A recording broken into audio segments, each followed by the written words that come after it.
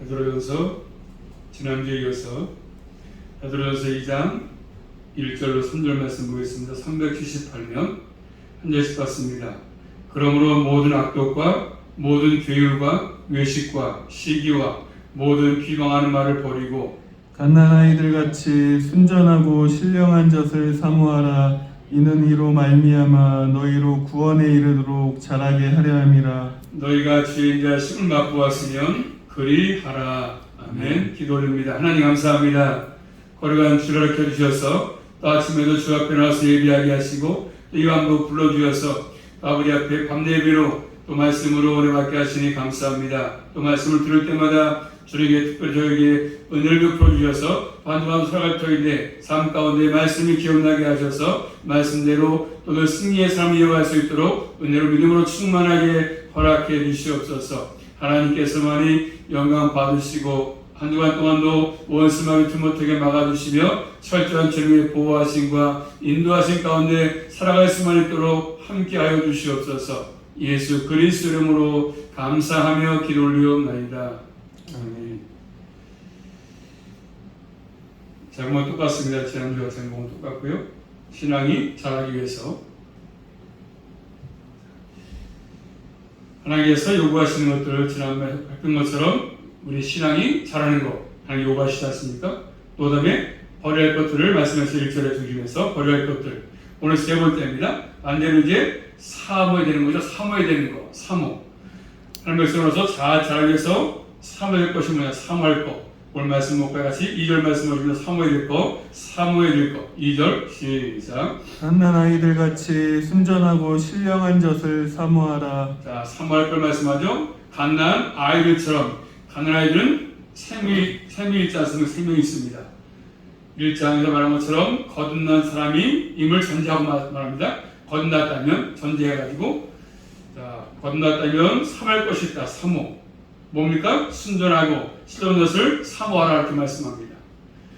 뭘 사모라고 말씀하십니까? 순전하고 신령한 것을 사모하라. 신령한 젖은 오염되지 않은 양식이죠. 하나님의 말씀을 의미합니다.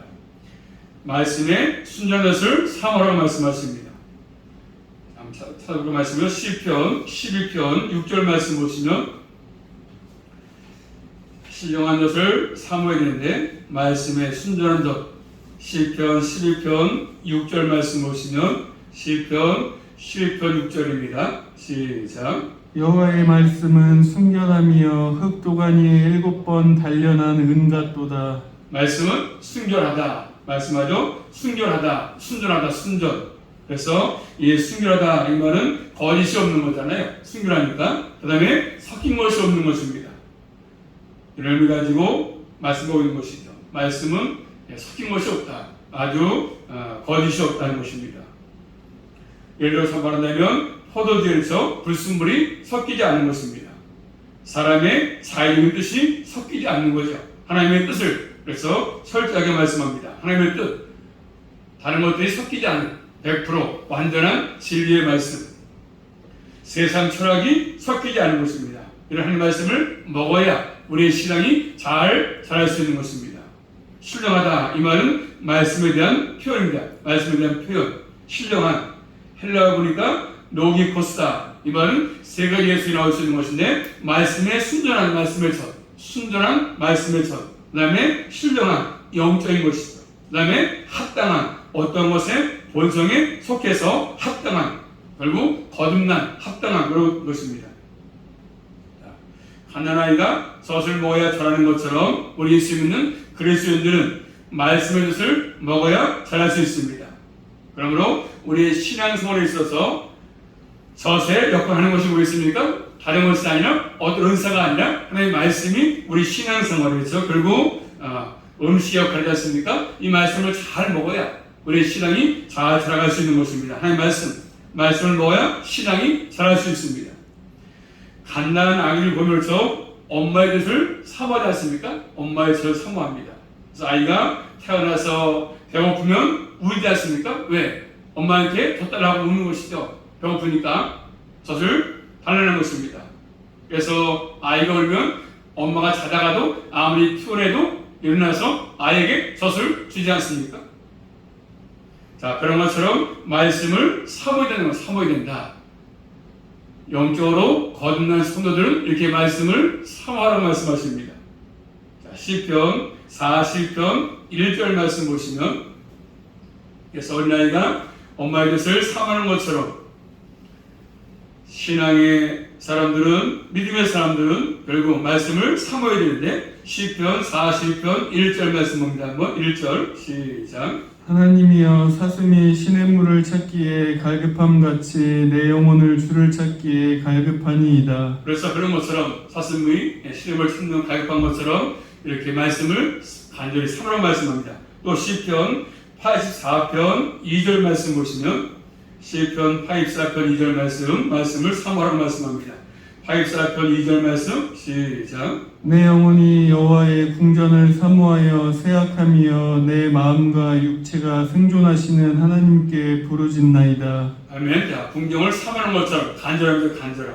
그래서 우리의 신앙의 장성은 말씀의 장성입니다.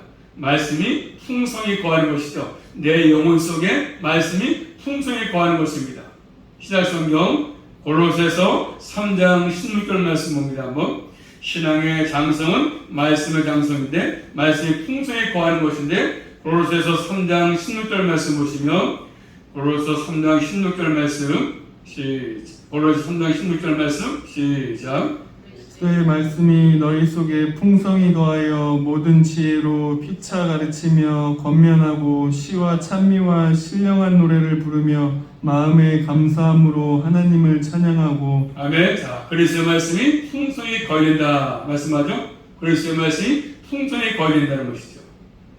또 19년 주를 통해서 거기서 가장 강조한 것이 뭐였습니까? 결국 하나가 뭐냐면 신앙은 열매로 드러나는 것. 30배, 60배, 100배 열매로. 열매는 하나님의 말씀에 열매 아니겠습니까? 다른 것이 아닙니다. 말씀의 열매, 씨, 천국의 말씀, 하나님의 말씀. 이 말씀이 자라나야 10분의 교육을 통해서 말씀하시는 것들은 열매를 맺는 것이죠. 그래서 하나님의 말씀이 나를 다스려야, 나를 통제하는 것 중요하죠. 내 힘으로 나를 통제하는 것이 아니라 하나님의 말씀이 나를 다스려야 나를 통제하는 것입니다. 그래서 말씀에 의해서 우리의 모든 삶의 모든 것들이 정복될 것을 말씀하십니다. 하나님의 말씀이 우리의 삶에 더욱더 풍성하게 되어나가는 것을 말씀하십니다. 그러므로 우리의 삶에서 말씀을 풍성하게 경험하는 게 필요합니다. 그래야만이 잘 자랄 수 있습니다. 그래서 말씀을 부지런히 연구하고 또 부지런히 전해야 되는 것이고, 또 부지런히 말씀을 잘 듣기도 하는 것입니다. 말씀을 전하고 듣고. 자, 바울은 얘기합니다. 고전 3장 6절 말씀 보시면, 말씀을 부지런히 전하고 연구하고 듣기도 하고.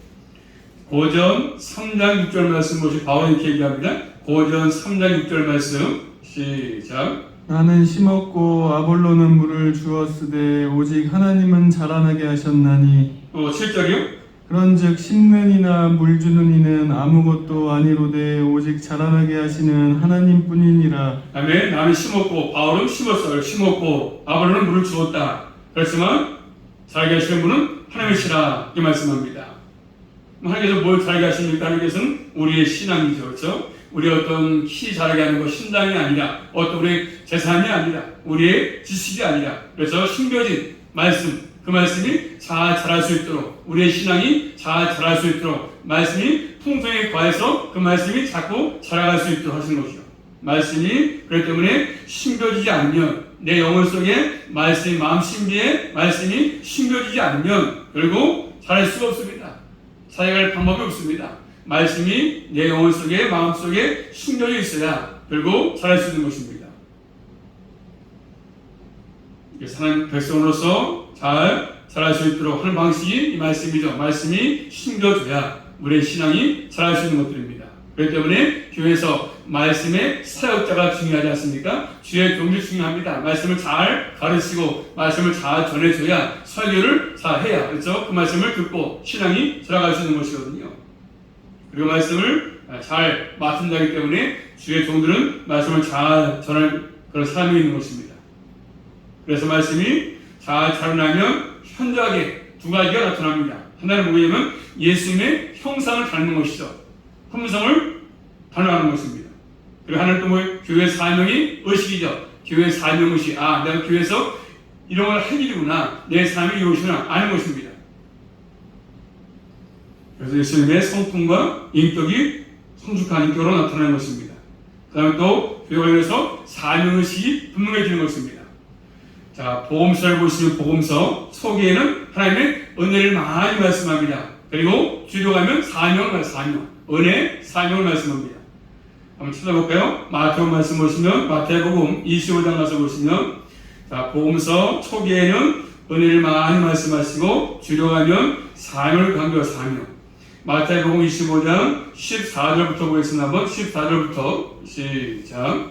또 어떤 사람이 타국에 갈제 그 종들을 불러 자기 소유를 맡김과 같으니 각각 그 재능대로 하나에게는 금 5달란트를 하나에게는 2달란트를 하나에게는 1달란트를 주고 떠났더니 5달란트를 받은 자는 바로 가서 그것으로 장사하여 또 5달란트를 남기고. 자, 그 말씀 아직 달란트를 말씀하지 않습니까? 자, 어떻게 달란트를 준 거를 사용했는지를 묻지 않습니까? 어떻게 잘 삶을 감당했는가, 수행했는가, 그것으로 삶을 평가한다고 말씀하십니다. 위대한 삶을 주신 것이죠. 그래서 항상 나를 부르신 목적, 은혜를 주신 목적이 뭔지를 알고 또 그런 삶을 가지고 사는 것이 우리에게 필요합니다. 그래서 하나님 말씀에 대해서는 이렇게 해놓은 것이지 않습니까? 첫 번째로 간절히 사모하는 말씀을 사모해야 된다. 이건 수용적인 자세가 아니라 능동적인 자세, 능동적인 것이죠. 젖을 먹는 것으로 말씀하신 것은 결국 의미가 있습니다. 아이들은 젖 먹는 시간을 사모합니다. 언제 엄마가 나에게 젖 줄 것인가? 간절해서 젖 주지 않으면 그냥 울지 않습니까? 시간이 돼도 배고픈데 엄마가 젖을 안 주면 아이는 웁니다. 그처럼 강한 열정을 가지고 그래서 우리는 말씀을 사모라고 말씀합니다. 아이가 우는 것처럼. 자, 생명이 있다는 증거는 자라나면서 나타나지 않겠습니까? 생명이 있다면 자라납니다. 왜? 생명이 살아있으니까. 그렇지만 생명이 죽어있으면 자랄 수가 없지 않습니까? 자라기 위해서는 음식을 먹고자 하는 욕망이 있지 않습니까? 어린아이가 엄마 젖을 잘 먹어야, 그 다음에 지나서 이제 미음을 잘 먹고 밥을 잘 먹어야 아이가 자랄 수 있는 것처럼 우리가 말씀을 잘 먹을 수 있도록 새 생명, 건강한 생명, 예수님이 주어졌으니까 이제는 먹고 말씀을 잘 먹고 자라는 게 필요합니다. 말씀을 사모하면서. 그래서 말씀을 가만히 있으면 주어지는 것이 아니지 않습니까? 자라는 것이, 자라는 열성 가지고 열심을 간절히 삼하는 것. 아이가 울 때 엄마가 젖주는 것처럼 이렇게 말씀을 사모하는 게 중요한데 결국 하나님의 말씀을 사모하지 않는 이유가 무엇이겠습니까? 왜 말씀을 사모하지 않습니까? 결국 그 죽은 생명은 전혀 사모하지 않습니다. 아이가 죽어있으면 엄마 젖을 사모하지 않는 것처럼 영적으로 죽어있으면 말씀을 사모하지 않습니다. 복음을 받고도 또 사모하지 않는 이유가 있습니다. 무엇입니까? 복음을 받고도 말씀을 듣고도 복음을 사모하지 않아. 무엇입니까? 아이가 식욕을 잃어버렸어. 밥맛을 잃어버린 것입니다. 식욕이 없어. 밥을 먹기 싫어. 자, 그럴 때 뭡니까? 아이가 밥을 안 먹을 때는 아이에게 병들었어. 어디가 문제가 있지 않습니까? 어디 아픈다든가, 감기 걸렸다든가, 어디가 안 좋으니까. 젖을 먹지 않는 것이죠. 병들었을 때. 병들면 먹을 것을 먹지 않습니다. 입맛을 잃어버리기 때문에 없어집니다. 자, 그런 것처럼 우리의 신앙도 병들면 말씀을 사모하지 않지. 자신의 신앙이 정상인지 무엇으로 알 수 있겠습니까? 내 신앙이 정상인지를 뭘로 알 수 있겠습니까? 결국 말씀을 사모하는가 그걸 통해서 알 수 있는 것들입니다. 또 두 번째로 어린아이가 다른 것을 먹으면 군것질을 하면 밥맛이 없어집니다. 그렇죠? 다른 걸 먹으면 정상적인 식사를 밥을 먹지 않습니다.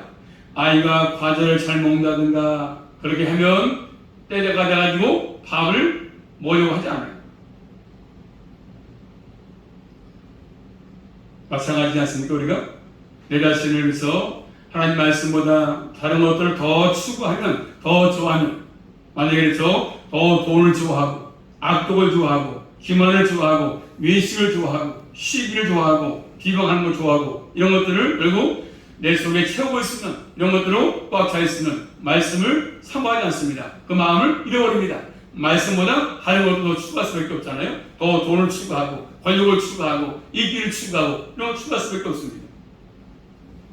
그래서 말씀에 대한 동영적인 식사를 하지 않고 자꾸 다른 것으로 채우고 있으면, 말씀보다 다른 것으로 채우려고 하면, 돈으로 채우고 어떤 뭘로 채우고 이런 다른 것들로 채우려고 한다면 신앙이 자라지 않습니다. 말씀을 사모하지 않습니다. 정상적인 식사를 하지 않는 사람은 자라는 일이 본 적이 없지 않습니까? 안 자랍니다. 왜? 못 먹으니까. 이렇게 말씀을 잘 먹어야 우리의 신앙이 균형적으로 잘 자라갈 수가 있는 것입니다. 그 다음에 네 번째로 마지막 말씀이니까, 자, 본 말씀 3절입니다. 3절 시작. 너희가 주의 인자하심을 맛보았으면 그리하라.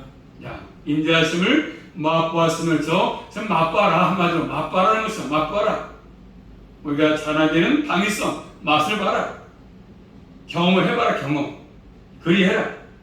너희가 주의 인자하심을 맛보았으면, 주의 사랑을 깨달았으면 이제는 그리하라. 제가 뭐요? 잘한다, 잘한다. 잘한다는 말씀, 잘해야 된다는 말씀하죠. 말씀으로 인자하심을 깨달았다면 이제는 뭐요? 말씀을 사모하고 말씀 맛을 모르면 사모하지 못합니다. 왜? 맛을 모르니까 사모하지 않지요. 말씀의 맛을 알아야 사모하는 것이죠. 아, 말씀이 달구나 깨달아져야 알아야 사모할 수밖에 없는 것이잖아요. 어디 가서 음식 먹고 음식을 맛을 아니까 또 먹고 싶다 사모하는 것처럼 말씀의 맛을 알아야 사모할 수 있는 것들이잖아요.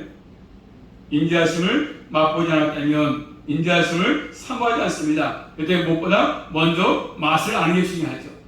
맛을 알아야, 말씀의 맛을 알아야. 교회에서 다니면서 맛을 모르면서 말씀을 사모하지 않죠. 많은 사람들의 신앙에 두 가지 문제점이 있습니다. 첫째는 뭐였습니까? 맛을 몰라. 교회를 다녀도 맛을 몰라. 하나님의 말씀의 맛을 모르고 하나님의 인자하심의 맛을 모르는 것입니다. 둘째는요, 맛을 보고도 결국 사모하지 않는다는 것이죠. 맛을 봤어. 근데 사모하지 않습니다. 더욱더 그 맛을 풍성하게 더 깊이 경험하고자 하지 않습니다. 그렇기 때문에 신앙이 자라지 않는 것입니다. 하나님의 말씀답게 삶으로 살지 못하는 것입니다. 그래서 신앙이 자라나야 교회에 대해서 책임 있는 삶을 살아갑니다. 교회에 대해서 책임 있는 삶. 그러므로 우리 모두는 우리의 신앙이 자라기 위해서는 버릴 건 버리고 말씀을 사모하고 꼭꼭 말씀을 다 섭취해서 잘 먹어서 영양실조에 걸리지 않고 건강한 모습으로 잘 자라서 주님 안에 합당한 그런 믿음의 사람들로 든든하게 더 신앙의 짐을 세워갈 수 있기를 주님의 이름으로 축복합니다. 기도하겠습니다. 살아계신 아버지 감사합니다. 주의 말씀을 사모하지 아니하면 신앙이 병들었거나 또 다른 것으로 채우고 있다는 것을 말씀해 주고 있습니다. 늘 저희들 그 어떤 것보다도 말씀을 사모하게 하시고 말씀을 잘 알게 하셔서 날마다 말씀을 들어가면서 신앙이 성장하게 하시고 하나님을 잘 순종할 수만 있도록 함께하여 주시옵소서. 예수 그리스도 이름으로 감사하며 기도 올리옵나이다. 아멘.